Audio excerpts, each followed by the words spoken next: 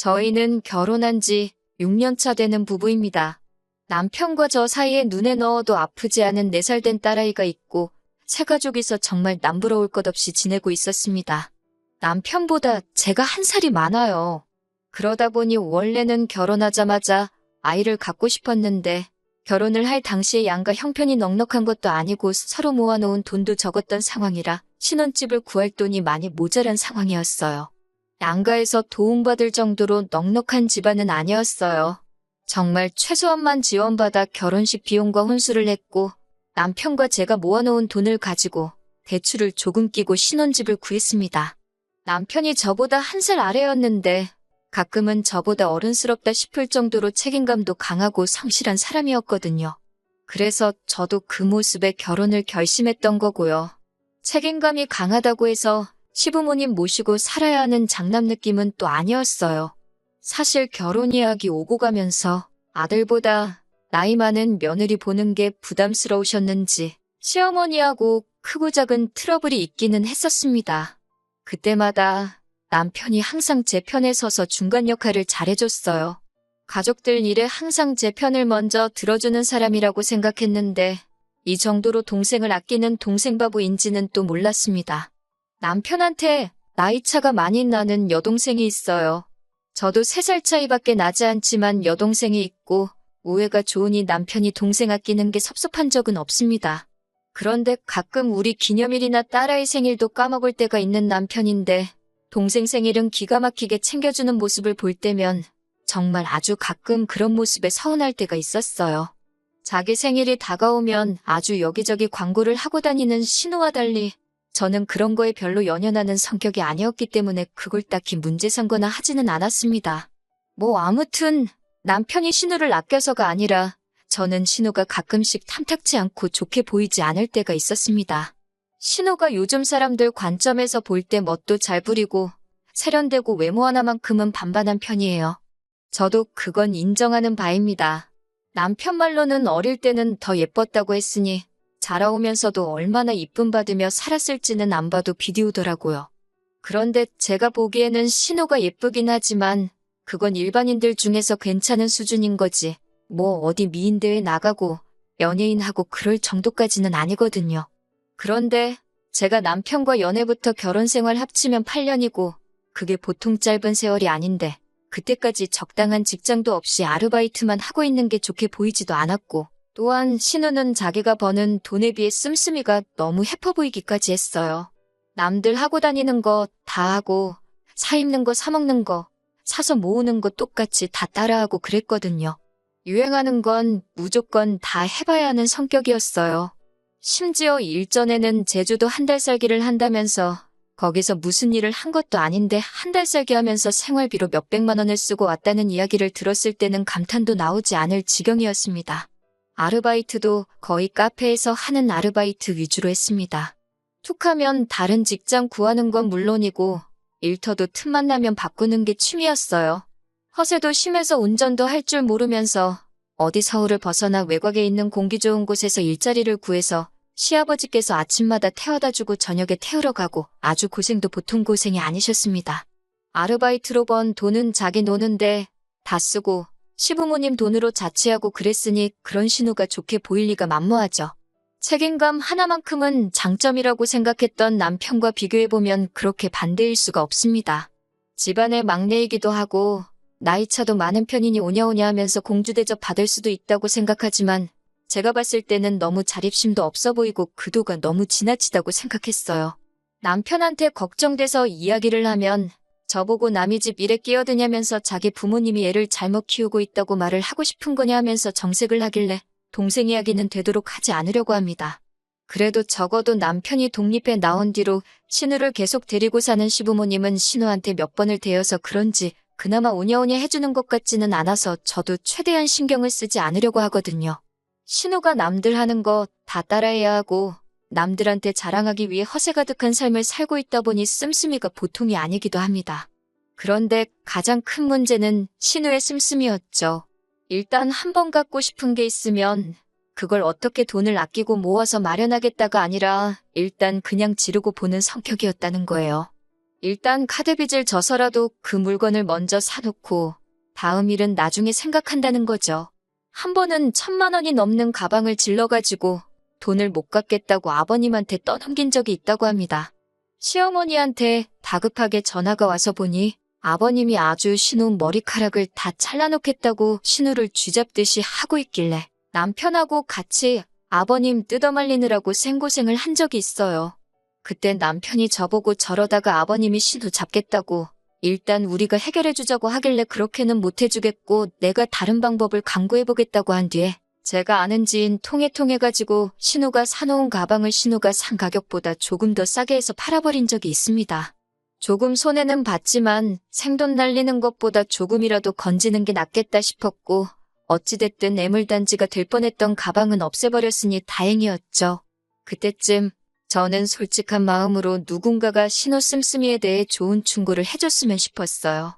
암만 신우가 예쁘다고는 하지만 이제 30을 바라보는 나이인데 그 미모가 평생 가는 것도 아니고 요즘은 남자들도 야가가지고 결혼할 때 이것저것 다 잰다고 들었거든요.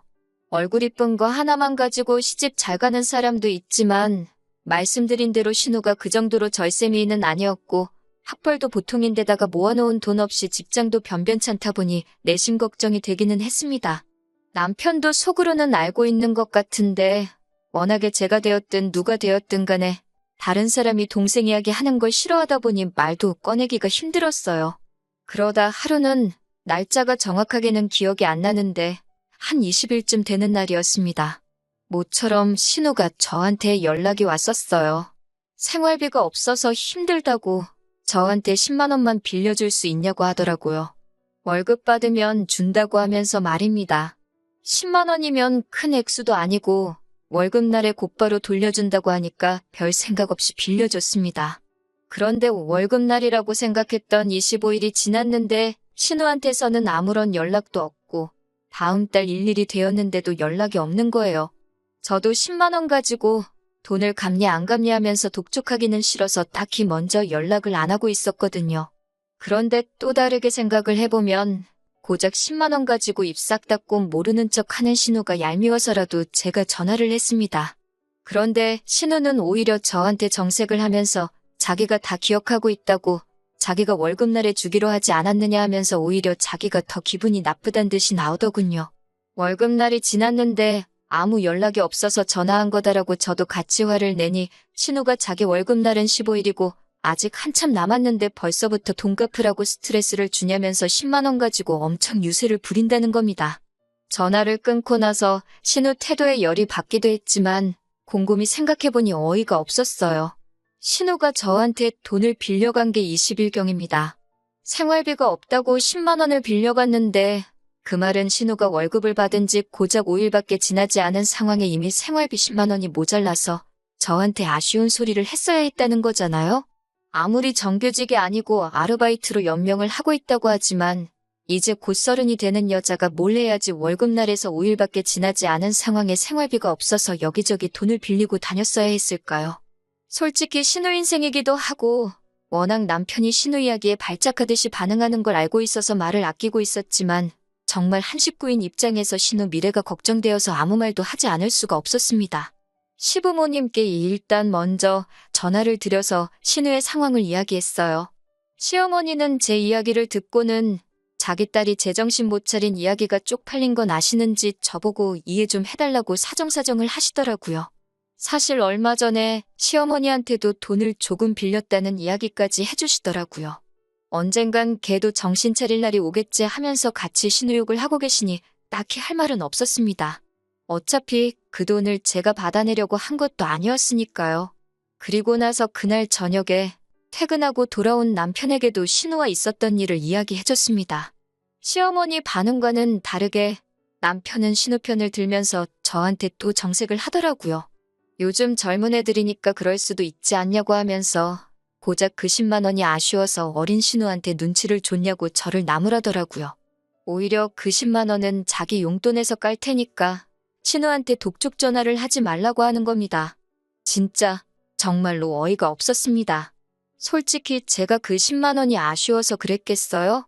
다 걱정돼서 그런 거였잖아요. 그리고 남편이 자기 돈으로 신우 돈을 갚아준다는데 그것도 어이가 없었어요.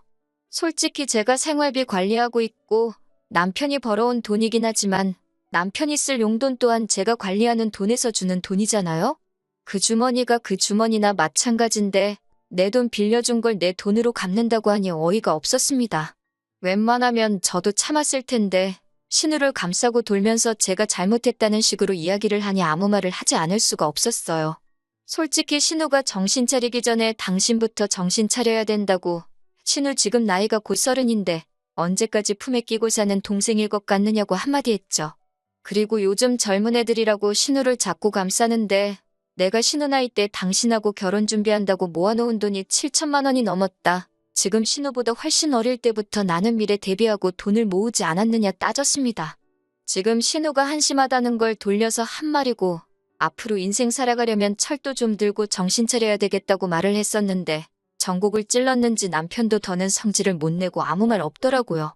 결국에는 꼬리를 내리고 자기가 신우랑 잘 말해보겠다고 했습니다. 어렴풋이 남편도 알고 있었던 거죠. 신우 상황에 솔직히 한 살이라도 어릴 때 돈이라도 한 푼 더 모아놓던지 정신 차리고 괜찮고 눈먼 적당한 남자 찾아서 하루빨리 시집 가버리는 게 지금 신우 상황에서 최고의 선택이라는 것을 말이죠. 그리고 신우가 저희 집에 찾아오고 남편하고 셋이서 툭 터놓고 꽤 오랜 시간 이야기를 나눴습니다. 신우도 신우 나름대로 고충이 있고 나름 자기 상황이나 주제 파악을 어느 정도 하고 있더라고요. 예전에는 자기 좋다고 따라다니던 남자들도 직장 자리 잡히고 안정되고 하니까 콧대 높고기 센 저를 계속 쫓아다니지 않더라. 자기 아니면 죽겠다던 남자들 지금 보면 다 어디서 젊은 여자 물어가지고 결혼한 사람도 덜어있다더라 하면서 자기도 하루빨리 정착을 하고 싶고 저한테 빌린 돈도 사실 그것 때문에 꼭 쓸 곳이 있어서 필요했었다 하면서 자기가 꼭 갚는다고 잊고 있는 게 아니라 하고 있는 겁니다. 또 생각보다 자기 상황도 잘 알고 있고 생각도 많고 미래 대비도 하고 있는 걸 보니 제가 너무 시부모님한테까지 말해가며 오지랖을 부렸나 싶기도 하고 알아서 잘하겠거니 싶기도 했습니다. 그래서 저도 돈 10만 원 때문에 그러는 게 아니라 내 남편의 가족이니까 해준 말이라고 어떻게 좋게 마무리 지어서 훈훈하게 이야기를 끝냈습니다. 그런데 문제는 지난주에 터져버렸어요. 신우가 10만 원을 빌려간 사건이 이렇게 크게 돌아올 거라고는 아무도 생각 못했을 겁니다. 신우가 10만 원이 필요했던 진짜 이유는 신우가 결혼을 전제로 만나고 있던 사람이 있었다는 거예요. 말만 들으면 그래도 신우가 자기 앞가림을 나름대로 열심히 하고 있었구나 싶어서 눈물이 다 날 정도로 감동적인 상황이었겠죠. 심지어 둘이 이야기가 잘 돼서 얼마 전에 프로포즈를 받았다고 하는 겁니다. 좋은 일이라고 축하해주는 자리인 줄 알고 신우한테 정말 잘됐다 하면서 축하해주고 있었는데 시부모님도 그렇고 남편도 안색이 썩 좋아 보이지는 않았어요. 무슨 일인가 싶었는데 결국 나오는 이야기는 돈 이야기더군요. 신우가 모아놓은 돈이 한 푼도 없는 게 문제라는 겁니다. 그게 무슨 말이냐고 설마 그 남자가 신우 상황도 모르고 프로포즈를 한 거냐고 물어봤어요. 이야기를 점점 듣고 실상을 알고 나니 정말 어이가 없어서 웃음도 나오질 않더군요. 신우가 그 남자하고 결혼을 하기 위해서 보통 허세 아닌 허세를 부려서 일이 커졌던 겁니다. 신우가 별다른 직장도 없이 아르바이트만 전전하고 있는 걸 시부모님이 신우한테 카페를 하나 차려주기로 했고 신우는 부모님한테 인정받을 때까지 바닥부터 구르면서 일을 배우고 있는 상황이라고 포장을 했던 거예요. 그 와중에 시부모님이 숨겨놓은 재산이 얼마다 하는 거짓말은 기본이고 자기도 젊을 때 모아놓은 돈이 몇 천만 원은 돼서 지금은 그냥 인생 공부하는 마음으로 아르바이트를 하고 있다 하는 안 해도 되는 거짓말까지 보태버린 거죠. 그러니까 당연히 그 남자는 신우의 반반한 외모도 외모지만 신우 씀씀이나 여행 다니고 하는 사진만 보고 쓸 거 다 쓰고 하고 싶은 거 다 하고 다니면서 모아둔 돈도 있고 집도 잘 사는 꿈이 있는 여자로 받아들인 거예요. 말만 들으면 얼굴 이쁘겠다, 돈 많겠다, 꿈도 있고 능력도 있겠다. 세상에 이만한 여자가 또 없을 정도로 좋은 여자처럼 들렸을 테니까요. 그러면서 자기가 개념 있는 여자인 척을 하려고 한 끼에 몇십만 원씩 하는 레스토랑 가서 계산도 척척했던 거고 그러니 당연히 생활비가 모자라서 저한테 10만 원을 빌렸던 거였고요. 문제는 그 거짓말이 계속 꼬리에 꼬리를 물어서 걷잡을 수 없이 커진 거고 결혼 이야기가 오가고 상대방 부모님한테 벌써 인사까지 드린 이 상황에 그쪽 집에서는 신우의 거짓말을 진실로 찰떡같이 믿고 있는 상황인 겁니다. 시아버지가 또 그 말을 듣자마자 뒤집어져가지고 아주 정신머리를 고쳐놓으신다고 밖에 못 나가게 또 머리를 홀랑 잘라버려야겠다고 부엌에서 가위 들고 나오시는데 신우 자초지종을 듣고 나니 이번엔 저도 아버님을 말릴 이유가 없다는 생각이 들었어요.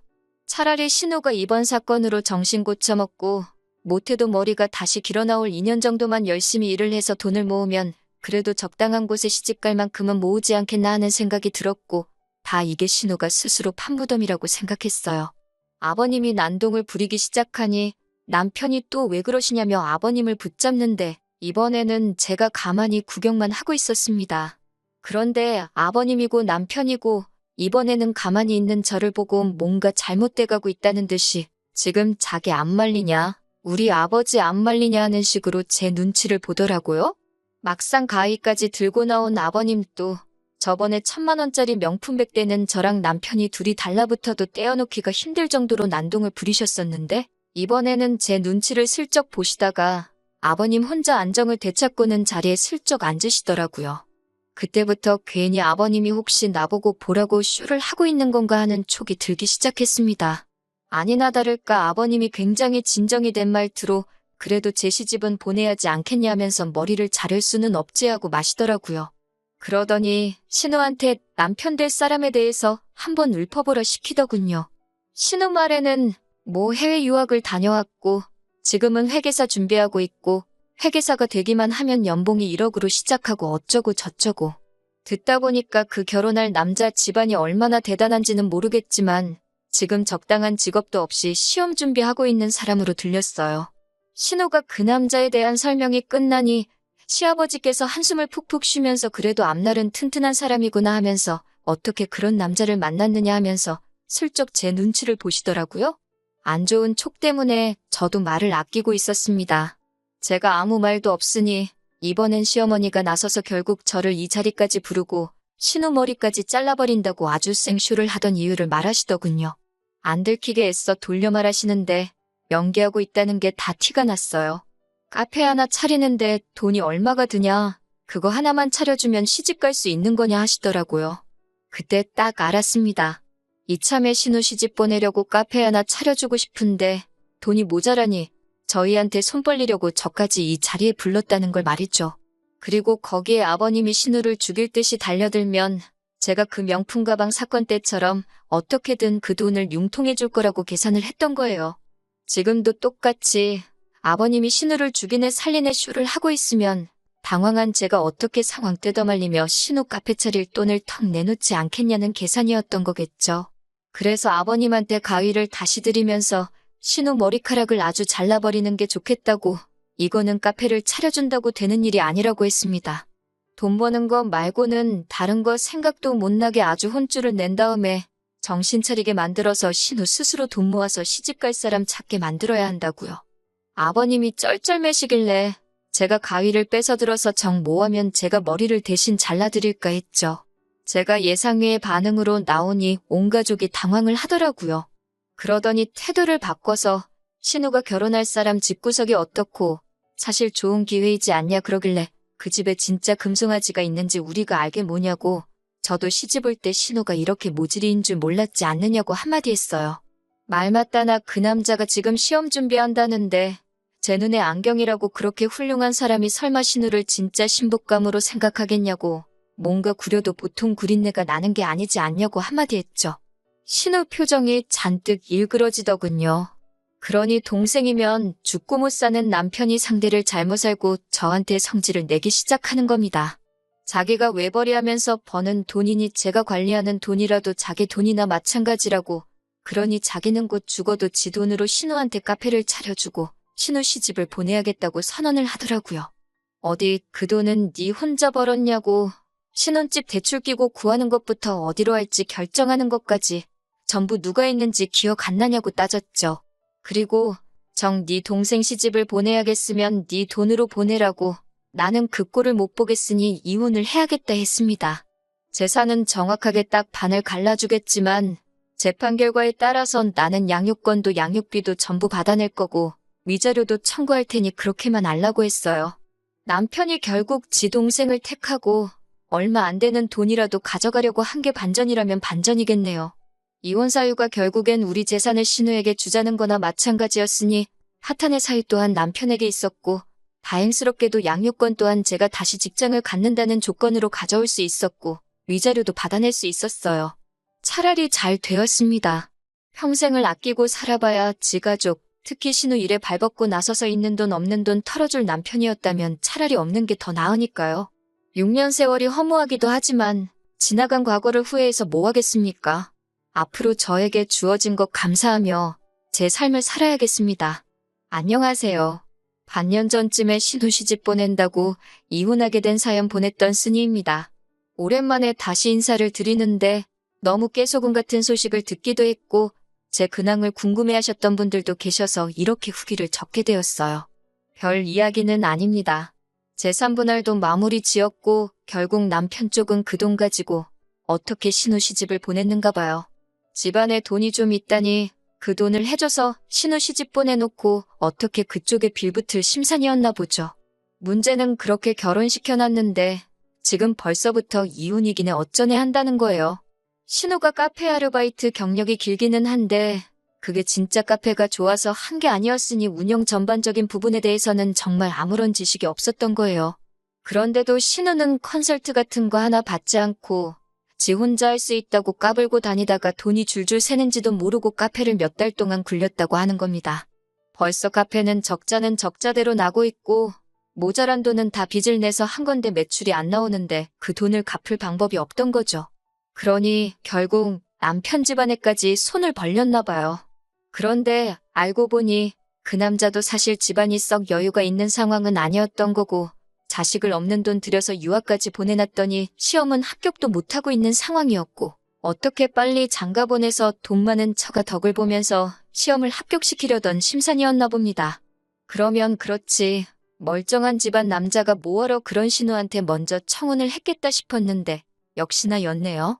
똑같은 사짜 집안끼리 만나서 돈은 돈대로 까먹고 그나마 유일한 재산이나 마찬가지던 카페를 무능한 신우가 운영하면서 반년 만에 유지가 불가능한 상황을 만들어 놓은 거예요. 빚은 있는 대로 지고 지금은 양쪽에서 사기 결혼이니 뭐니 하면서 이혼을 한 해 만에 하고 있다고 하더라고요. 남편이 양육비를 안 보내길래 무슨 일인가 했더니 자기도 죽겠다고 한 번만 살려달라며 통사정을 해와서 알게 됐어요. 진짜 너무 고소하네요. 조금이라도 잔정이 남아있었다면 안타까운 사정에 속이라도 상했을 건데 이렇게 고소한 거 보니 저도 그 집구석에 미련이라곤 일도 남아있지 않는 것 같아요. 불쌍하지도 않으니 봐줄 생각 하나도 없고 양육비 보내주는 거 늦을 생각 하지 말라고 울음장을 놓으니 전 남편이 제발 자기 좀 살려달라면서 싹싹 비는데 아주 속이 다 후련합니다. 별것 없기는 해도 제 근황 궁금하신 분들이 있을까봐 이렇게 후기 남겼어요. 저는 앞으로 더더욱 잘 지낼 생각만 하면서 지내야겠어요. 응원해주신 모든 분들께 감사드립니다.